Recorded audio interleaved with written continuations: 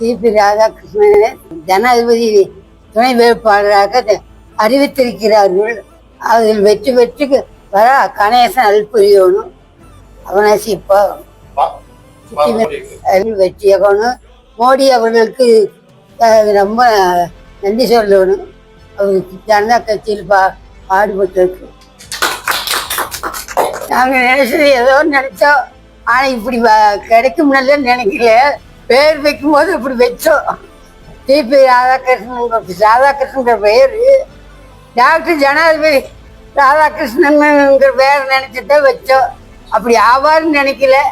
ஆண்டனுடைய அருள் தமிழ்நாட்டுக்கு நம்மளுக்கு இது ஒரு இது கொடுத்துருக்கு. பேர் வைக்கும்போது அப்படித்தான் நினைச்சு வச்சோம். டாக்டர் ராதாகிருஷ்ணன் நாட்டை வரணும் அப்படின்னு மனசில் நினைச்சோம். சொல்லல ராதாகிருஷ்ணன் பேர் வச்சோம், அவ்வளோதான்ப்பா.